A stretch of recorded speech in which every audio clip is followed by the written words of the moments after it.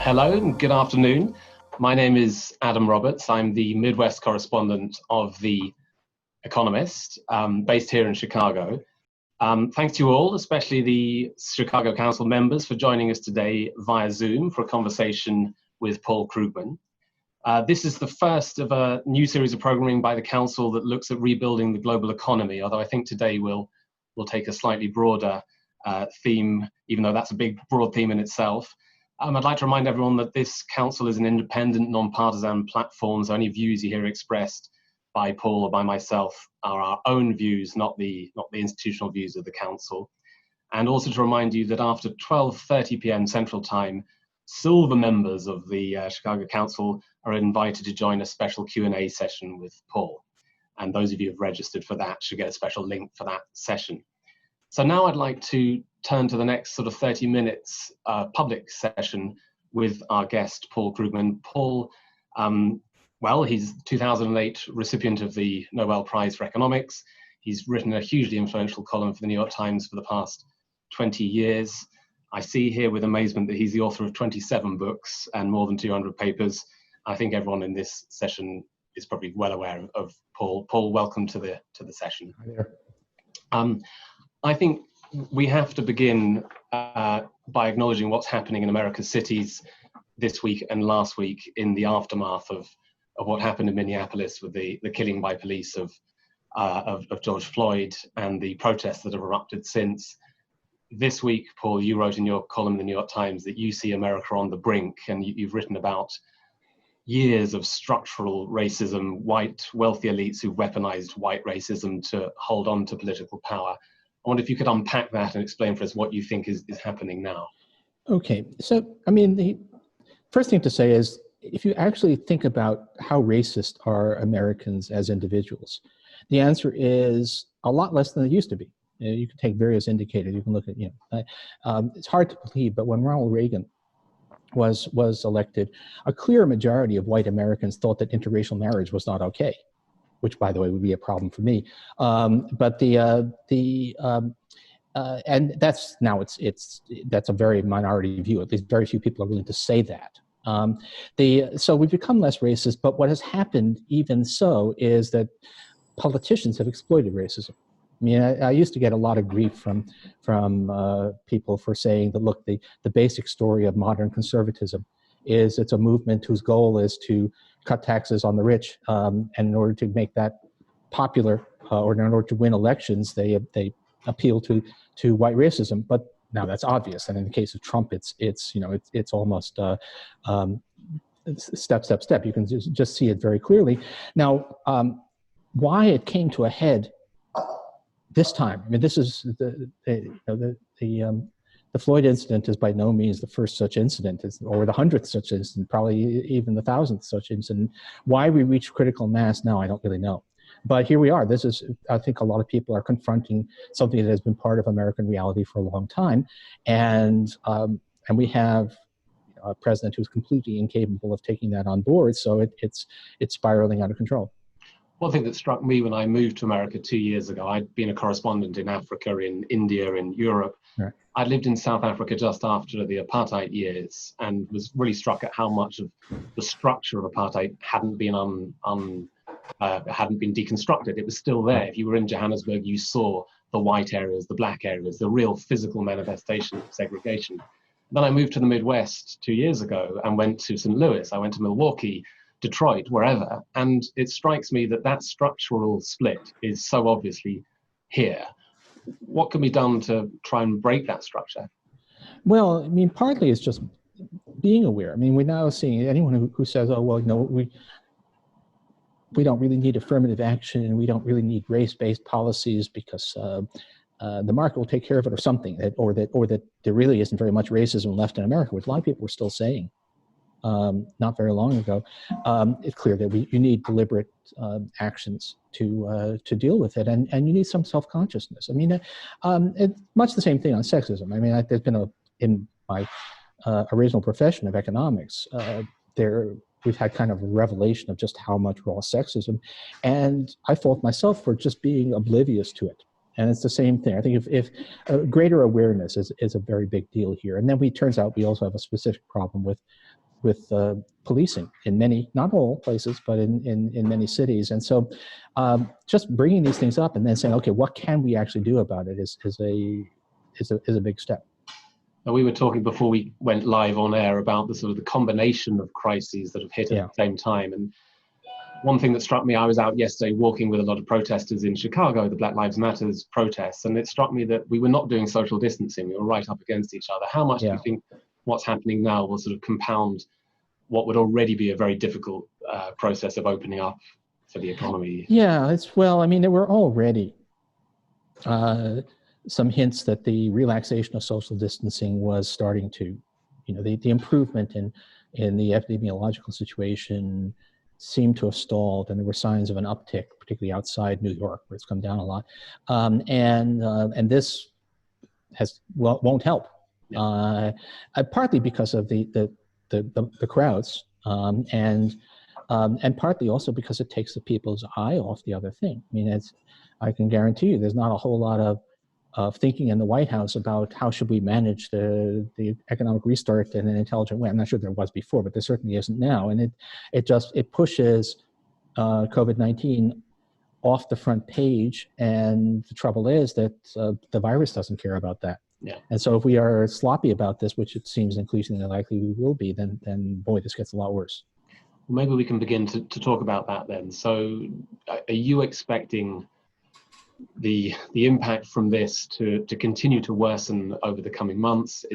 I've seen you've commented previously that maybe the best sort of comparison for what's going on now is not the 2008 downturn, but maybe the early 1980s recession. Where do you see the economic impact going from here? Okay, so the virus itself is a kind of external headwind to the economy. It's not like in 2008, what had happened was that the economy had basically gone rotten. There was too much debt. There was overbuilding of housing, and so it was headed for a fall. And because of that, it was hard to put it back together.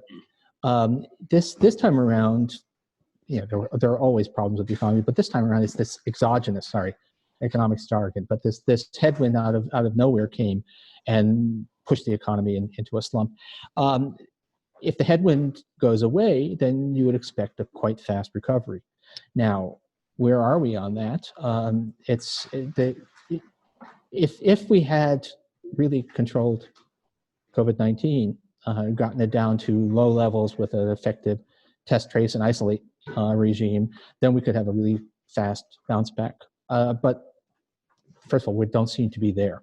Yeah. And it's anybody's guess, but at the moment, the good scenario seems to be that it drags on for a number of months, and the bad scenario is a second wave. And in that case, it's no longer really about economics.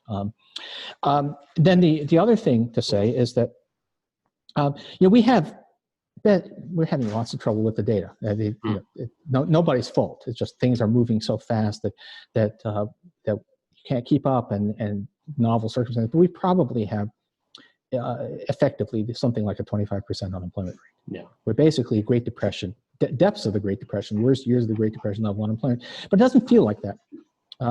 There are food banks, and so on. There's don't want to minimize the suffering, but for the most part, it doesn't feel like that. But the reason is not because the economy is especially resilient or because people have plenty of savings. The reason is because we did provide a lot of relief. Unemployment benefits are running at an annual rate of around $1.1 trillion right now, and that's made up the majority, not all, but the majority of the wage losses because of the lockdown are being made up by emergency programs. We've had a scatterbrained, shambolic, but still important set of relief loans for small business. All of that on current legislation disappears at the end of next month. Yeah. So all of a sudden, unemployment benefits are slashed enormously. At the same time, and businesses have exhausted their special loans and have then start laying off workers. And state and local governments, which are required to balance their budgets and have received very little federal relief, will be busy laying off school teachers and firefighters. So I'm really worried about it, about August, Right. when all of this can come to a head. And of course, couple that with a domestic situation that's pretty volatile for other reasons.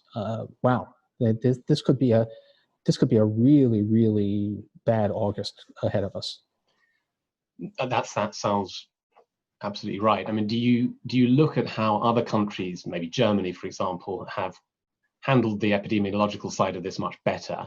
Do you think that? Well, not just the epidemiological. I mean, the interesting thing about, I mean, the epidemiological, yes. I mean, the United States did it disastrously. Hapless response. Testing was very slow. It's still not remotely adequate. And the tracing and isolating bit, you can't do that when your testing is running behind and when there are as many cases there are. So what you needed to do was a very intense lockdown to bring the infection rate down, coupled with an enormous upgrading of testing capacity. And we've done some of that, but in a half-assed way, if I can pardon my French. And so we're not, and other countries have done. I mean, it's not just, it's remarkable. It's not, I mean, Germany, yes, maybe we're not too surprised that Germany was organized enough to do this right, but Greece has pretty much, Spain, which did have a very bad case, has almost no deaths at this point. Do you think but the United States really blew it. By looking at all the countries you mentioned, maybe China as well, other places that sort of got on top of this in a more forceful way, do you think that their economies will therefore perform better, and we'll sort of almost be able to see the cost that America pays in economic terms of responding so poorly to this? I think so. Now, one of the things is that if countries are sensible, they will be cautious about reopening. It'll be a bit at a time, and they may need to step back at times. I mean, South Korea started to open, and then have reversed some of that because they've had some outbreaks. But it should start to show, because this is overwhelmingly, largely because we provide all this aid. This is most of the job loss is just concentrated in the high contagion risk sectors. It's really travel, hospitality, retail, trade that have been hurt, and not that much outside. It hasn't spilled over. So that if you can get those things going again, you can have a lot of job growth. And I would expect that we will be seeing some serious economic recovery, more so in places like Germany than in the United States. Yeah. By the way, it's also interesting. This is a little bit more doubtful, but there's more argument that you have. But the United States did not do very much to retain jobs. We provided, by our standards, very generous aid to people who lost them, but we did not actually provide a very effective set of incentives to keep jobs. And so we just got this morning, Eurostat just published the European unemployment numbers, and the unemployment is up a little bit in Europe, but nothing like what's happened in the United States. So we kind of blew this both on the epidemiological and the economic response. Is there possibly an argument that by not retaining jobs, but by having people have to go out and find new jobs, the American economy is more flexible, more able to respond to changes in the economy? There is a question. If your thing was all about keeping jobs, keeping people tied to their existing jobs, what if we have a permanent restructuring? What if, in fact, there's going to be a lot less air travel, a lot less going to hotels, maybe a lot less going out to restaurants, and for the long term?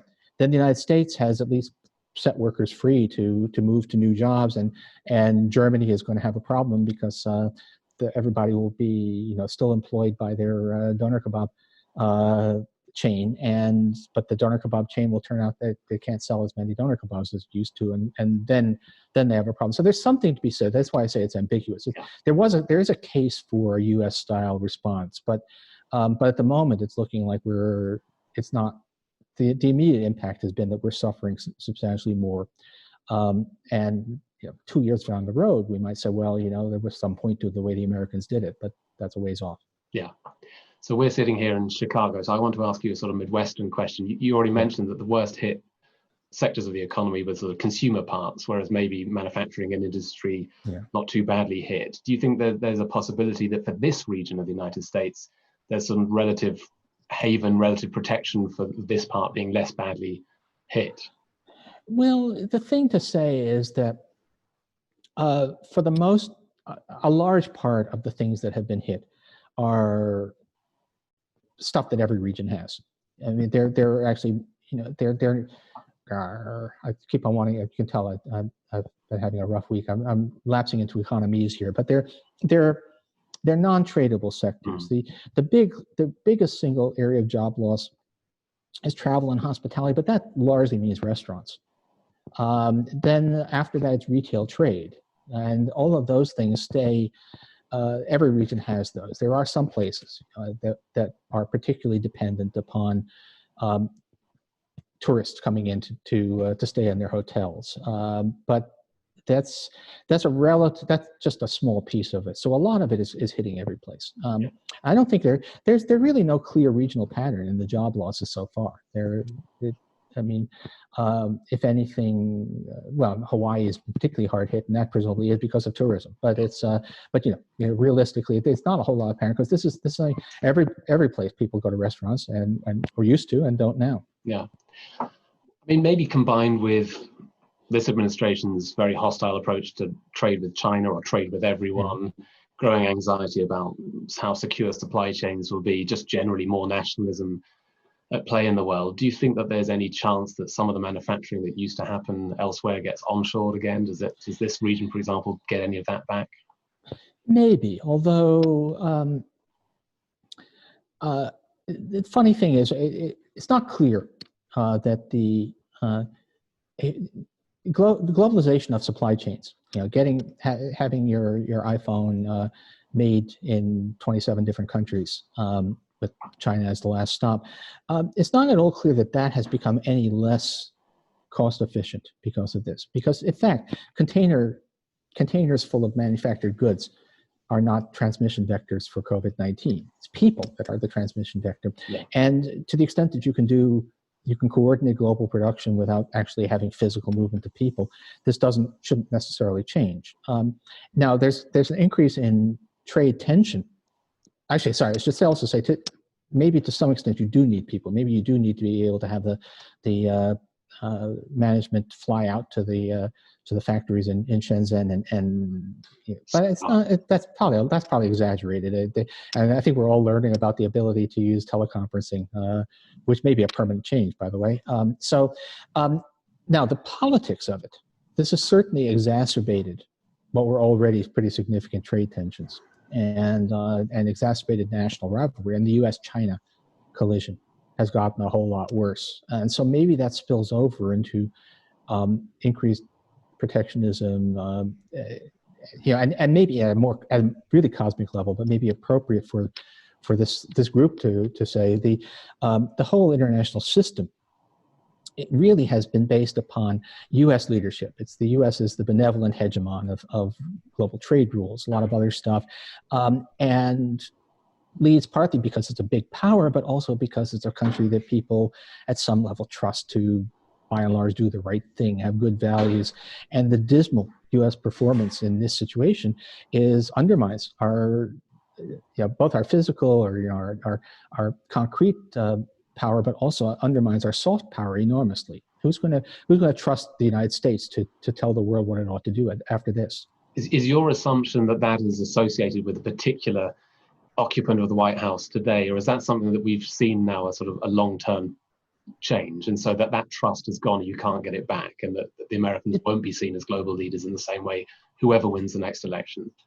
It's very hard to get it back. I mean, we, even if Trump is gone, we are the country that could elect somebody like Donald Trump. And people, and for fundamental reasons. This kind of way comes back to the Floyd death and all of that.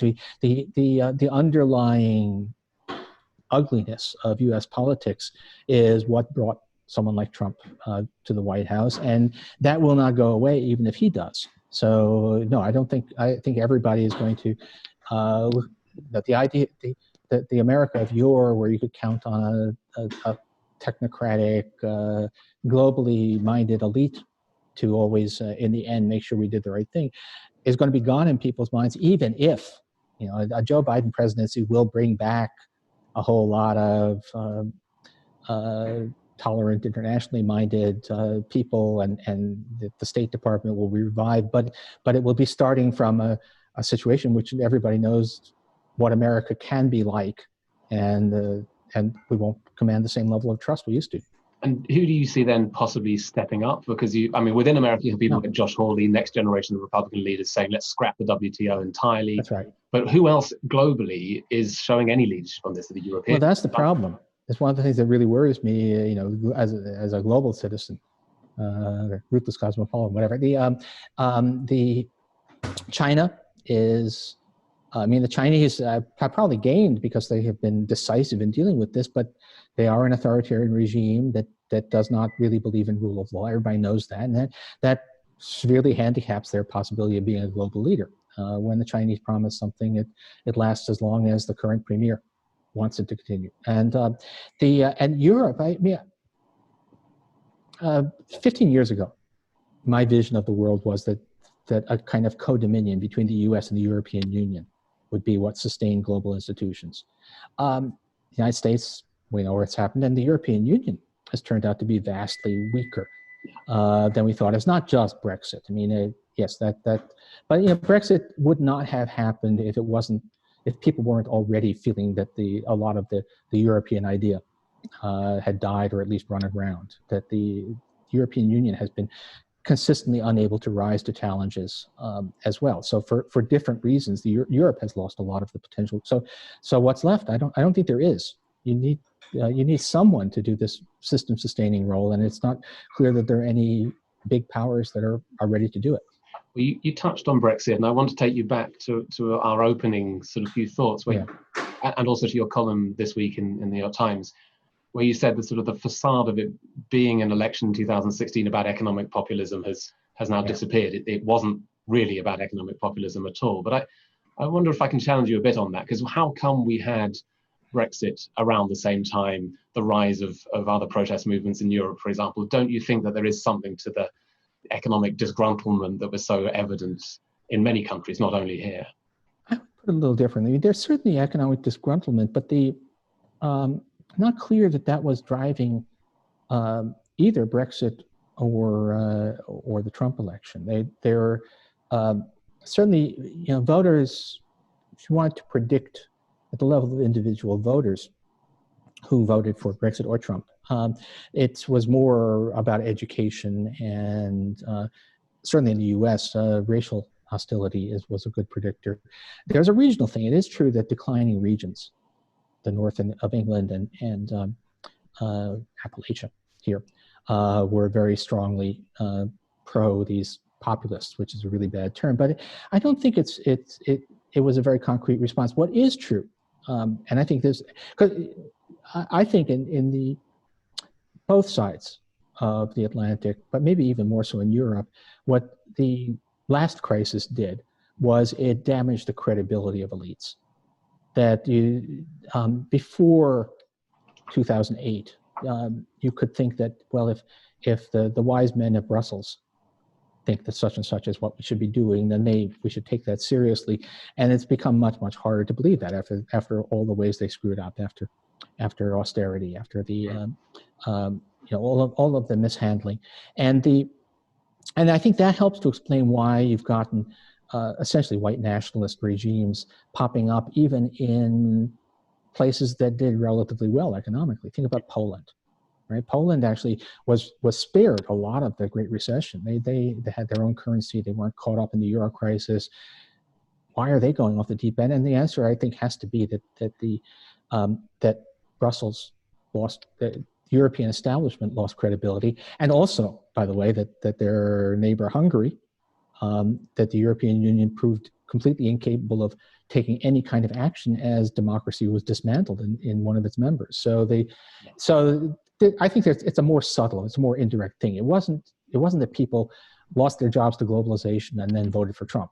It was, but the sense of that the elites don't know what they're doing helped to open the door for themselves. There was a moral point too, that people hadn't been held accountable for what they'd done. Apart from Iceland, no bankers were prosecuted for what they did. Do you think there's a sort of moral component too? I would like to think that mattered, but you look at the Tea Party movement in the United States, and people are constantly projecting onto it. Oh, they're angry about the bailouts of banks. They're angry about budget deficits. Something. There's none of that if you actually look at the rhetoric. if you actually look at what the Tea Partiers said and who they were, the original Tea Party rant, the Rick Santelli rant, was not about we're bailing out the bankers. It was about we're bailing out basically colored people who took out mortgages they couldn't afford. It was all race related. So I think we may be romanticizing. People like you and me may like to think that if only we'd been 1930s style, really gone after the malefactors of great wealth, that none of this would have happened. But it's not clear that that's the way it would have gone. Right. Well, we've got a couple of minutes left. What if we cast it forward and imagine that you are advising whoever the next president of the United States will be? Yeah. And given your comments earlier about what you think needs to be done in terms of economic recovery, is it more of the support for jobs that you talked about, or what are the policies that an administration should be taking to help recover from this? Well, right now, I think if we can get the virus under control, so that's actually the most. Right. In fact, right now, you need to be prepared to accept lower GDP while we maintain social distancing and we squeeze this thing down and get the test trace. But then beyond that, it wasn't as if we were in great shape before all of this. We had full employment, but we had full employment only thanks to very, very low interest rates. And it was, and I was saying just before all this hit that, I don't know what the next bump in the road will be, but we don't have our shock absorbers are shot. Yeah. And that's kind of where, and so you ask, what can we do to give us a more robust thing? And I would say a lot of government investment spending. The best thing to put a floor under the economy going forward, and also to raise our longer run growth prospects, is to spend a lot of money on infrastructure, education, child nutrition, all the things that make you stronger in the long run. And depending on who wins in November, if I am asked for advice by someone who might actually listen to it, that is what I will say. Yeah. So, in a sense, for the way you see the world, this could be an opportunity, in a sense, the sort of Churchill point, never waste a good crisis, that maybe this is a chance for America to do some of the things you'd like to be done anyway. Well, yes, and in fact, it's not worth it. Not a choice I would have made. But in fact, look, if it is a Biden presidency, we already can tell from what he's saying and from who has already been tapped to advise, that's going to be a substantially more progressive. It'll be the most progressive administration since the New Deal, maybe ever. And so, yeah, I have a feeling that I believe that if we get to that point and crucially have a Democratic Senate, that you'll see a lot of this kind of thing happening. Yeah. Well, that's what history shows us. In my country, in the UK, we got the National Health Service and the welfare state developed because, to some extent, of the Second World War. So perhaps crises are also these chances to do things we need to do. Even though the Great Recession was disappointing in terms of the change in policy, we got a huge expansion of healthcare in the United States. So this is, and I think we have a much more cohesive Democratic Party now. So that if it's a Democratic majority, then you'll see a lot of things change. Great. I think, sadly, we're already coming out of time for this public session, which is amazing because it seems to have just begun. But I think I now only have to thank you for being part of this and to remind those who are going to join the private session next to link onto the next link to do that. But thanks for speaking to us here today. And it's a reminder that there will be more events like this looking at the global economy by the Chicago Council, and to remind people to buy Paul's book, which came out a couple of months ago, book 27. I think. Okay. Thank you. Take care.